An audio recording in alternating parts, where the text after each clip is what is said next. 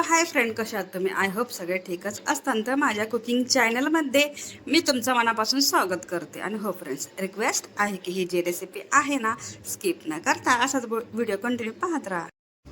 रेसिपीला सुरुवात करण्याच्या अगोदर तुम्ही माझ्या चॅनलला सबस्क्राईब केलं नसेल तर माझ्या चॅनलला सबस्क्राईब करा आणि जेवढं होईल तेवढं शेअर आणि लाईक करायला विसरू नका. तर मी तुमच्यासाठी एक रोज नवीन छान छान अशी रेसिपी घेऊन येत आहे. तर आजही घेऊन आलेला आहे. चला तर मग वेळ न घालवता रेसिपीला सुरुवात करूया. तर सर्वात आधी तुम्ही पाहिलं असेल की आपण मिक्सर जारमध्ये इथं 10 ते 12 हिरवी मिरची घेतलेली आहे. 1 टेबलस्पून इतकं इथे घेतलेला आहे जिरा आणि 1 टेबलस्पून इथं मी घेतलेलं आहे लसणाची पेस्ट. आता ह्याला काय करायचंय, मिक्सरमधून थोडंसं बारीक करून घ्यायचंय.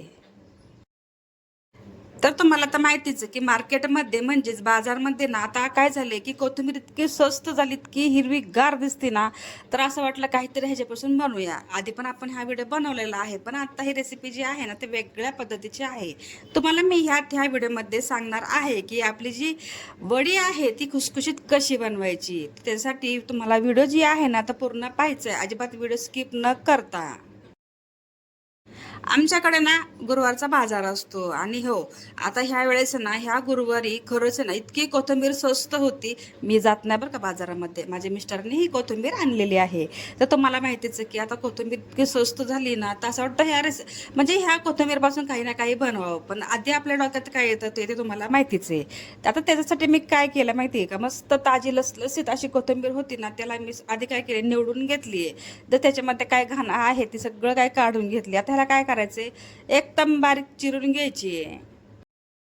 आता तुम्ही पाहू शकता 2च गड्डे इथे मी घेतलेला आहे, पण जे भांडं आहे ते पूर्ण गच्च भरले आणि भांडं थोडंसं मोठं घेतलं जेणेकरून आपल्याला कोथिंबीर जी आहे ना छानपैकी धुता येईल. आता ह्या परातीमध्ये ना मी काय केलंय, स्वच्छ धुतल्याच्या नंतर त्याचं पाणी जे आहे ना कोथिंबीरचं सगळं काय काढून घेतलंय. थोडंफार राहतं ते तर तुम्हाला माहितीच आहे. आता ताटामध्ये मी काय केले, काढून घेतल्याच्या नंतर एक ताट घेतले जेणेकरून आपल्याला ह्या ताटामध्ये काय बनवायचं ते तुम्हाला व्हिडिओमध्ये सांगते. ह्याला काय करायचं, थोडंसं तेल लावून ना एक ब्रश किंवा हाताच्या साह्याने सगळीकडनं एकसारखं पसरून घ्यायचे जेणेकरून आपली जी वडी आहे व्यवस्थित निघेल. तर तुम्ही तर पाहत आहे की आपण काय केलं, ह्या कोथिंबीरमध्ये ना जवळपास 2 ते 2.5 वाटी इथं मी घेतलेलं आहे बेसन पीठ. आता ह्याला काय करायचं माहिती आहे का, आपण जे मिक्सरमधून आहे ना हिरवी मिरची, जिरा, परत लसणाची पेस्ट हे सगळं काय मिक्सरमध्ये बारीक करून घेतलेलं आहे ना, आता हे पिठामध्ये ॲड करायची आहे. थोडीशी हळद ॲड केली. आता हळद कशासाठी, थोडीशी छानपैकी कलर येण्यासाठी.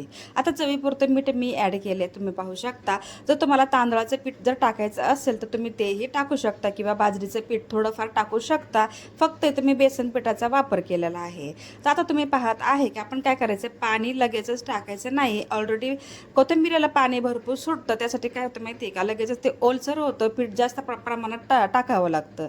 त्यासाठी काय करायचं, पाण्याचा हात न घेता फक्त आहे त्या पिठामध्ये कोथिंबीर पूर्ण काय करायचं मिक्स करून घ्यायची. एक छानपैकी गोळा तयार झालेला आहे. आता हे ताटामध्ये पसरून घ्यायचे, पण त्याच्या अगोदर काय करायचे, हाताला तेल किंवा पाणी लावून घ्यायचे जेणेकरून तुमच्या हाताला सगळं काय चिकटणार नाही आणि व्यवस्थित ताटाला पूर्ण एकसारखं लेवल होईल. व्हिडिओमध्ये सांगायचं राहूनच गेले, ह्याच्यात मी काय केले, 2 चमचे जे पांढरे तीळ असतात ना तेही ॲड केले. दिसायला छान दिसतात आणि टेस्टलाही खूप छान लागतात. पाण्याचा हात घेऊन तुम्ही पाहू शकता ताटाच्या लेवलला मी काय केले, जे कोथिंबीरीचं जे बॅटर आहे ना, जी गोळा तुम्ही म्हणता, ते तुम्ही काय केले एकसारखं लेवल करून घेतली जेणेकरून आपली जी कोथिंबीरीची वडी जी आहे ना व्यवस्थित निघेल. आता ह्याला काय करायचंय, आता जेवढं ताट घेतले त्याच हिशोबाने इथं मी पातेल्याचं घेतलं, म्हणजे साईज घेतलेली आहे जेणेकरून ना त्याला खालून स्टीम जी आहे ते व्यवस्थित लागेल. तर पाणी काय करायचं, उकळून घ्यायचे. आता पाण्यामध्ये मी काही टाकलेलं नाही, आमच्याकडे पाणी अशाच पद्धतीचं येतं. आता हे पाणी फक्त मी काय करते, स्वयंपाकासाठी नाही वापरत, उकळण्यासाठी असं काय लागत असेल तरच मी यूज करते. आता ह्याला काय करायचं, आणि ते पाणी जे आहे ते फेकून द्यायचे. आता ह्याला काय करायचं, ताट जे आहे ना ते व्यवस्थित त्याच्यावरती ठेवायचे. त्याच्यावरती पुन्हा एक झाकण आहे ना असं एक बंद ठेवायचे, म्हणजे जेणेकरून त्याची वाफ जी आहे छानपैकी ना शिजल्या जाईल. तर तुम्ही पाहू शकता इथं मी ना चेक केलं, जवळपास ना 15 ते 20 मिनिटाच्या नंतर तर आपली वडी जी आहे ना खूप छानपैकी बनलेली आहे. आणि ह्याला मी काय केले, पुन्हा एकदा ना 10 ते 15 मिनिटासाठी थंड होऊ दिले आणि नंतरच मी ही बनवायला घेतली. आता तुम्ही म्हणजे कट करायला घेतली. तुम्ही पाहू शकता कट केल्याच्या नंतर वडी कुठंही तुटलेली वगैरे नाही आहे. आणि हो, एकाच पिठापासून आणि ही तयार झालेली आहे. आणि खुसखुशीत होण्यासाठी काय करायचं माहिती आहे का, तर तुम्ही बेसन पिठामध्ये जर बनवलं तर खरंच खूप छान बनते. बनते. तर शेवटला मी तुम्हाला दाखवणार आहे की कशा पद्धतीने खुसखुशीत अशा झालेल्या आहे. आणि दुसरी गोष्ट म्हणजे काय करायचं, ज्यावेळेस आपण तेलामध्ये फ्राय करतो ना वडी, त्यावेळेस काय करायचं, थोडीशी जरा जास्त लाल करून घ्यायची. खूप सुंदरपैकी खुसखुशीत कुरकुरीत अशी आपली ही वडी तयार होते. आणि तुम्हाला कट करून दाखवल्याच्या नंतर आपल्या वड्यांना खूप सुंदरपैकी निघालेल्या आहे. इथं मी तेल आहे ना फ्राय म्हणजे गरम करून घेतले आणि आता ह्या तेलामध्ये काय केलं, एक एक वडी इथं सोडली आहे. आपली वडी कुठंही तुटलेली वगैरे नाही आहे, तशी वडी निघालेली आहे. तुम्ही लास्टला जर पाहिलं ना प्लेटमध्ये, तर खरंच तुम्ही म्हणता खरंच ही वडी ना खूप सुंदरपैकी झालेली आहे. आणि तुम्ही इथं पाहत असाल ना, आपण इथं काय केले, तेल ना थोडंसं गरम करून घेतले. आणि हो, महत्त्वाची गोष्ट म्हणजे तुम्हाला एक सांगते, ज्यावेळेस आपण आहे ना काय करायचे, वडी जर तेलामध्ये सोडली ना, त्यावेळेस लक्षात ठेवायचे की लगेच पलटी करायचं नाही आहे. जोपर्यंत ह्याचा खालचा जी भाग असतो ना, लालसरपणा येत नाही, तोपर्यंत वडी पलटी करायची नाही.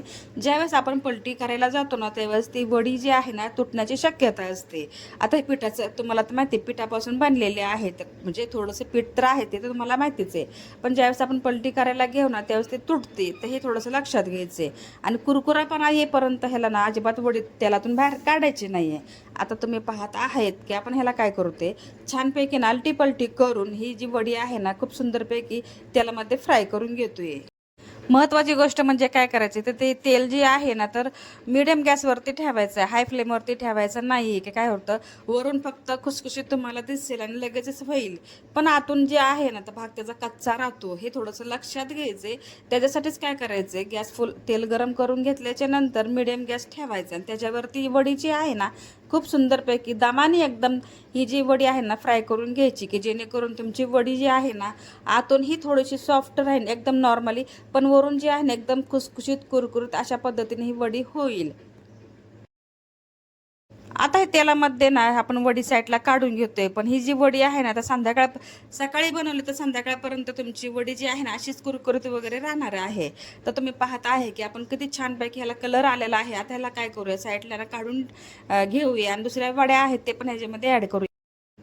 तर फायनली ना माझी ही कोथिंबिरीची वडी खुसखुशीत कुरकुरीत बनून तयार झालेली आहे. एकदम चविष्ट, आतून मऊ आणि वरून कुरकुरीत अशा पद्धतीची ही जी वडी आहे बनून तयार झालेली आहे. आणि हो, मस्तपैकी तुम्ही ही बनवा आणि ही रेसिपी तुम्हाला कशी वाटली नक्कीच कॉमेंटमध्ये सांगा. व्हिडिओ आवडला असेल तर व्हिडिओला लाईक, शेअर, सबस्क्राईब करायला विसरू नका. भेटूया नेक्स्ट व्हिडिओमध्ये. तोपर्यंत स्वतःची काळजी घेत राहा. सर्वात महत्त्वाचं खात राहा, आनंदात राहा, हसत राहा आणि आपल्या चॅनलला जेवढं होईल तेवढं शेअर करायला विसरू नका. आणि सर्वात महत्त्वाची गोष्ट म्हणजे ज्यांनी ज्यांनी हा माझा व्हिडिओ पाहिला असेल त्यांचं खरंच खूप मनापासून धन्यवाद करते.